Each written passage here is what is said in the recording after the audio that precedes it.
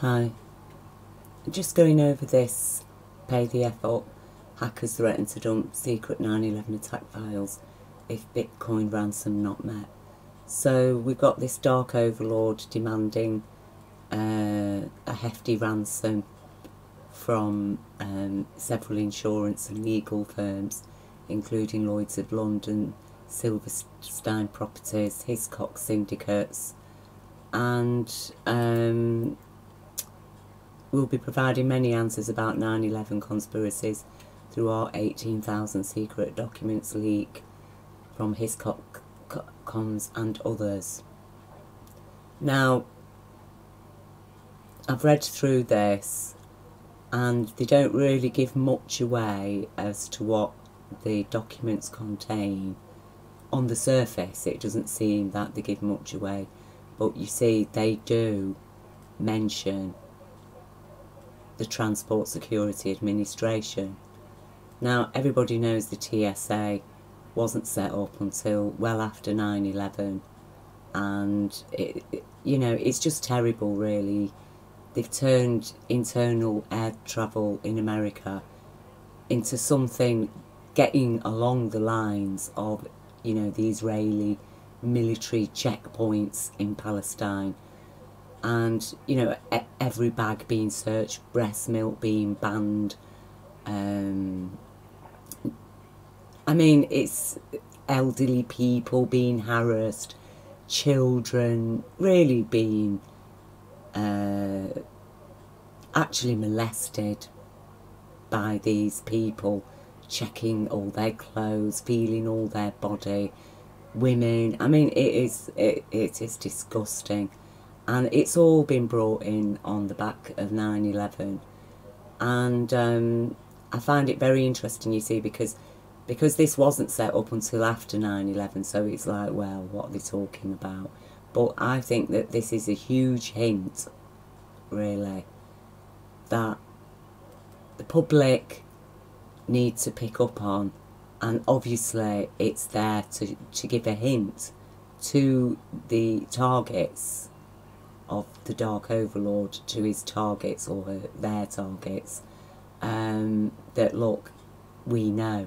So if they've got, perhaps this is a hint that they've got evidence that shows that the TSA was actually set up prior to 9/11 or around that period, that everything was already set up for the TSA to, open up and take control of every American airport, and that maybe the insurance documents and etc., the legal stuff is, all that work would have been done in advance.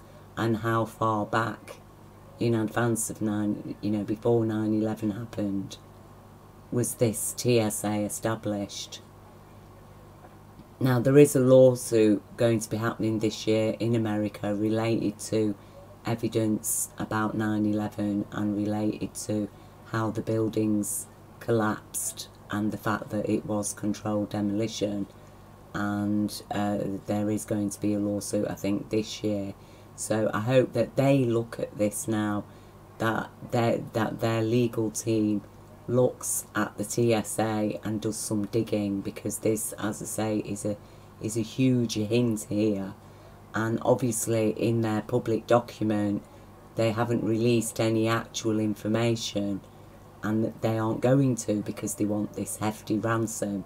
But at the same time, they do need to make their targets understand that, the severity of the and the sensitivity of the information that they have. So this is very serious information, isn't it, to them, to make them sit up and think, oh my gosh, if the public realised that we'd already established the TSA before 9/11, then that is going to, there are going to be some serious questions raised. I do find it quite disturbing, actually, that this Dark Overlord is asking for a hefty ransom here in Bitcoin, and that it's not just leaked the information to the public as like WikiLeaks does, because really to profit, if they do have information that might put people in prison, that exposes what we already suspect, according to the evidence, that 9/11 was an inside job, possibly using patsies, and that, you know, if they're going to keep, if they have that information and they're withholding it from the public now and leaving the public still at risk without the answers, without the evidence, under rule of absolute total corruption, then, because, you know, you're talking high treason, aren't we? That is what we're looking at. If they're going to leave the world under governance of them for the sake, you know, for the sake of a Bitcoin ransom, then that does mean that the Dark Overlord, him, her, themselves, are actually making themselves complicit in the crime of 9/11 as well. They are making themselves complicit in the crime because they are directly profiting from it. And remember, this is a crime that has took the lives of how many people, how many children in Iraq, Afghanistan, Libya, Syria, the Yemen now, are orphaned, dead, wounded for life, born with deformities from depleted uranium. How many rights of American citizens lost, and British citizens, all on this. How many Muslim people living in America and Britain have suffered because of this anti-Islamic rhetoric that's been bandied about ever since 9/11, and this idea of, you know, Islamic terrorism, what they're capable of, and blah blah blah. It is, I mean, how anybody could think of profiting from that really is, well, I don't know. Maybe, unless they're going to spend their money on something positive that's going to help the people of Earth.